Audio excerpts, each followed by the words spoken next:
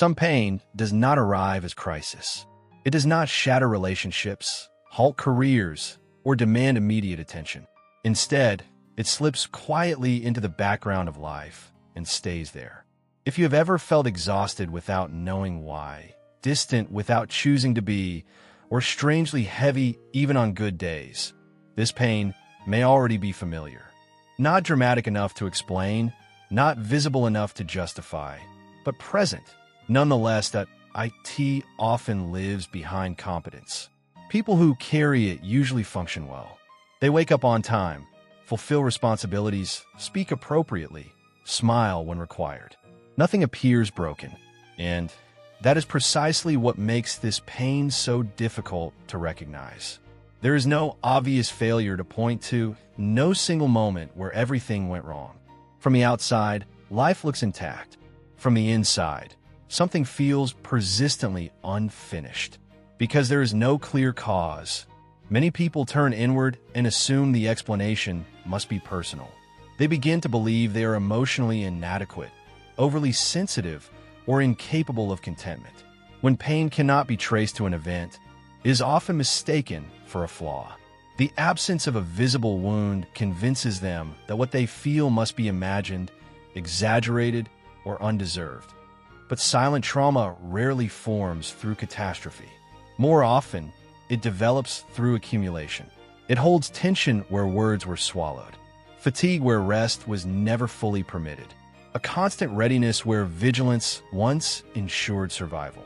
The absence of memory does not mean the absence of impact. It means the experience was never given language. Through needs that were repeatedly minimized, through emotions that had no safe place to land, through environments where honesty carried consequences, disapproval, withdrawal, loss of connection. Over time, the psyche adapts by lowering the volume of feeling. Not because the pain disappears, but because expression no longer feels safe. The mind may move on, but the body does not forget. It holds tension where words were swallowed, fatigue where rest was never fully permitted. Stoic philosophy never confused strength with denial. Marcus Aurelius spoke of clarity as dignity, suggesting that understanding one's inner condition is not weakness, but maturity. Endurance can preserve life, but when practiced too long without reflection, it quietly reshapes identity. This foundation must be seen clearly first. What feels like personal failure may, instead, be the residue of endurance carried beyond its season. The listener is not defective. They are carrying something that was never fully acknowledged. And before healing, power, or freedom can take form, that burden must be recognized, without blame and without urgency. Endurance can preserve life, but when practiced too long without reflection, it quietly reshapes identity.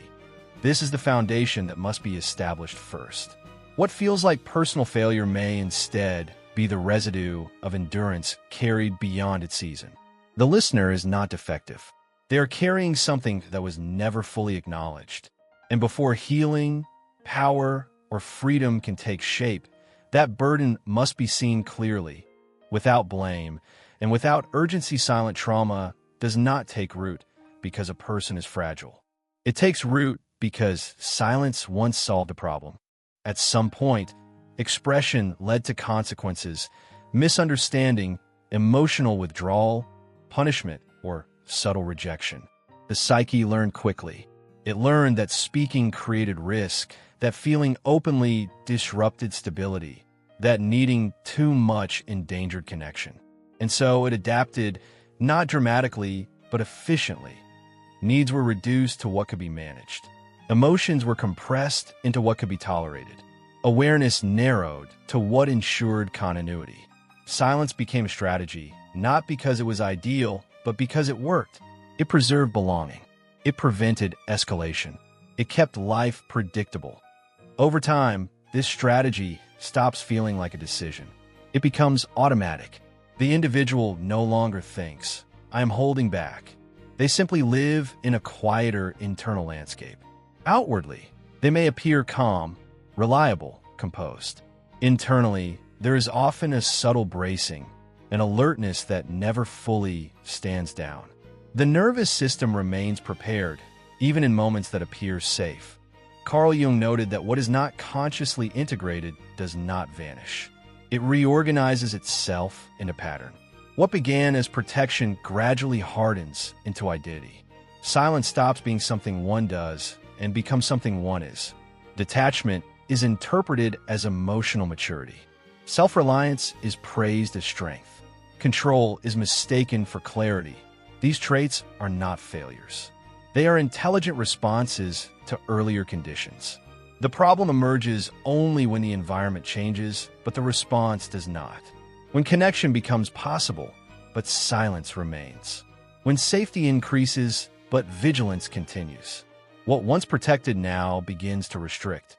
Because this strategy formed without conscious permission, it cannot be undone through insight alone. Logic may recognize that the danger has passed, yet the body continues to behave as if it has not. This is why self-criticism only deepens the pattern. It treats protection as pathology. The shift begins not with resistance, but recognition. When silence is seen clearly, as an adaptation rather than a flaw, it loosens its grip. If silence was learned, it could be gently unlearned, but only after it is fully respected for the role it once played in keeping the individual intact. Many people are praised for being strong long before they ever feel strong inside. They learn to be disciplined, emotionally controlled, reliable. These qualities earn respect. They create stability. They signal competence. And for a long time, they genuinely help. But silent trauma often hides precisely here, inside what appears most admirable. What looks like strength from the outside can feel, internally, like constant restraint. A life governed by structure, routine, and self-control may appear grounded, yet feel quietly airless. Seneca understood this tension well. He warned that restraint without reflection becomes another form of bondage. Discipline, when guided by clarity, expands the self. Discipline, when guided by fear, contracts it in survival mode. Discipline is rarely a conscious choice. It is imposed inwardly to prevent disruption. Rest becomes conditional. Emotions are filtered before they are even felt. Desire is postponed indefinitely, not because it lacks value, but because it feels unsafe. Life becomes efficient but narrow, capable but distant. The person functions well, yet feels oddly absent from their own experience. This is how self-containment develops. Strength becomes something that must be maintained at all costs. Vulnerability is avoided, not out of arrogance, but out of caution. Expression is regulated, not through wisdom, but through anticipation of consequences. Over time, this internal rigidity is mistaken for maturity. The distinction here is subtle but decisive. Strength that grows from self-respect allows flexibility. It can adapt, soften, respond. Strength that grows from survival demands consistency. It resists change. It holds tension even when holding is no longer required. Recognizing this difference does not require collapse or rebellion. It requires honesty, the kind that notices when discipline has stopped serving life and started organizing around fear. Once discipline is seen clearly, it does not need to be abandoned. It needs to be reclaimed. The same structure that once contained pain can later support freedom, but only when its purpose is consciously redefined. When discipline shifts from control to alignment, it no longer confines the self. It begins to make room for it. Adaptation rarely announces when it turns into performance. At first, the roles feel practical. Being reliable reduces friction. Being calm prevents conflict. Being capable keeps life moving forward. These identities are not chosen to impress or deceive. They emerge quietly, shaped by what feels safest in an uncertain environment. Over time, they are rewarded. People trust you, depend on you, expect you to remain steady. And so the role stabilizes. Carl Jung described this process as over-identification with the persona, the social face shaped to meet the demands of the world. The danger, however, is not the mask itself. Every human being needs some form of it. The danger begins when the mask is worn so consistently that it stops feeling like something you put on and starts feeling like who you are. When identity fuses with function, something subtle is lost. Spontaneity fades first. Curiosity narrows. Emotional expression becomes calculated rather than felt. Silence begins to replace authenticity, not because there is nothing inside, but because expression feels inefficient, risky, or unnecessary. Life becomes manageable, but thinner. Nietzsche warned that false morality often grows out of fear rather than truth. When emotional invulnerability is praised as strength, survival disguises itself as virtue. Composure becomes evidence of character. Endurance becomes proof of worth. Yet what is suppressed does not disappear. It compresses. Pressure builds beneath the surface of control, showing up as fatigue that rest does not resolve, or restlessness without a clear cause. The cost of maintaining the mask increases gradually. What once provided safety begins to extract energy. Relationships feel distant, even when they are stable. Accomplishments feel hollow, even when they are earned. The self becomes increasingly difficult to access, not because it is gone, but because it has been overshadowed by performance. This stage is not about shame or self-criticism. The mask was adaptive. It worked. It protected something fragile when protection was needed. But recognizing it as a strategy rather than an identity restores choice. And choice is what allows the self to begin returning, not dramatically, but honestly, back into its own life. There's often a moment when survival stops feeling stable, even though nothing obvious has changed. The routines are still there. The discipline remains intact. From the outside, life looks functional. Yet internally, something begins to strain. Fatigue deepens in a way sleep does not resolve. Emotions surface without clear stories attached to them. The body reacts before the mind can explain why. This moment is frequently misunderstood. It is labeled as regression, weakness, or loss of control. But it is rarely any of these. Viktor Frankl observed that suffering becomes transformative only when meaning becomes possible. Survival mode exists to endure. Once endurance is no longer enough, the system begins to ask a different question. Not how to persist, but how to change. What feels like collapse may actually be thawing.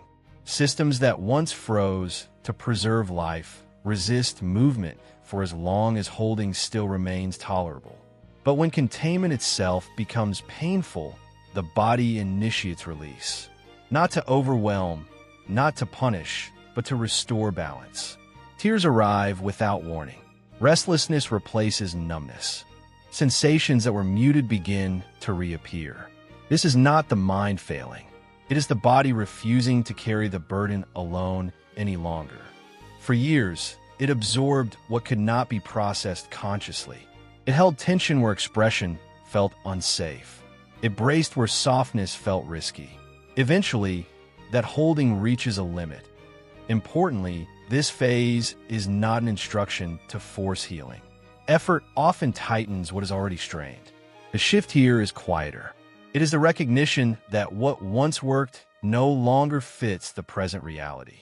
Awareness emerges gradually, often through discomfort that cannot be ignored or managed away. The central question changes, almost without being asked. It moves away from how to return to functioning and toward what is asking to be acknowledged. Not everything that surfaces needs to be solved. Some things need to be witnessed for the first time.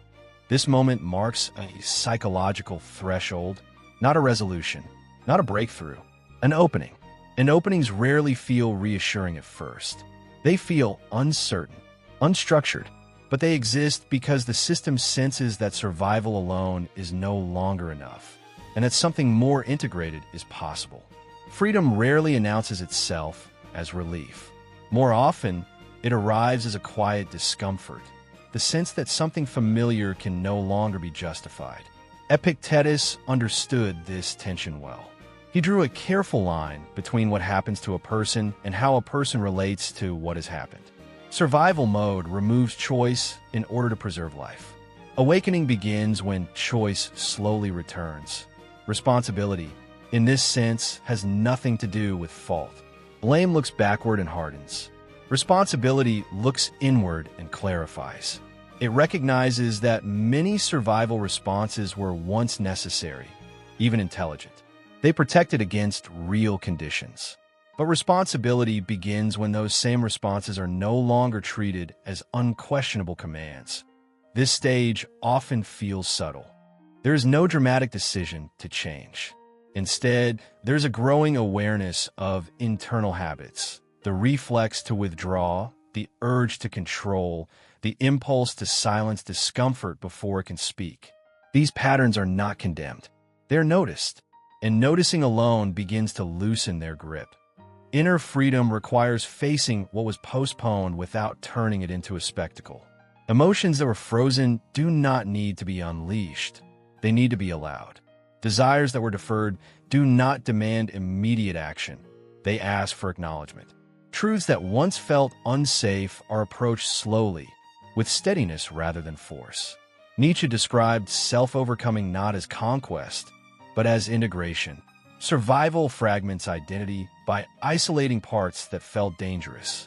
Responsibility begins to reunite those parts. Protection does not disappear, it evolves. It becomes discernment rather than avoidance. Control softens into clarity. This is where movement becomes possible. Not movement driven by urgency or self-improvement, but movement shaped by intention. Small choices regain meaning. Pauses become deliberate rather than frozen. The individual is no longer merely reacting to internal alarms. They are listening. Responsibility without blame creates space. It allows the past to exist without ruling the present. It restores dignity by acknowledging that while much was shaped by necessity, the relationship to it is no longer fixed. Freedom does not arrive all at once. It begins as the quiet realization that responses once automatic can now be chosen, and that choosing differently, even slightly, is already a form of inner power. The final stage is not resolution. It is orientation. Survival mode does not switch off the moment it is understood. It loosens gradually, almost imperceptibly, as trust returns to places where it was once unsafe to rest. What changes first is not behavior, but presence. This is not a dramatic return. There is no sudden confidence, no permanent calm. Instead, there is a subtle shift in how stillness is experienced. What once felt like paralysis begins to feel optional. Pauses no longer signal danger. Silence no longer demands vigilance. The body learns that openness does not automatically lead to collapse. Healing here is not the removal of the past, but a reorientation toward it. Memories are not relived. They are contextualized. Sensations are no longer treated as threats, but as information. Discipline, once used to contain emotion, becomes alignment with what matters. Effort is no longer spent maintaining control, but sustaining clarity. Marcus Aurelius wrote of dignity as a product of understanding rather than dominance. When survival is seen clearly, it loses its unconscious authority.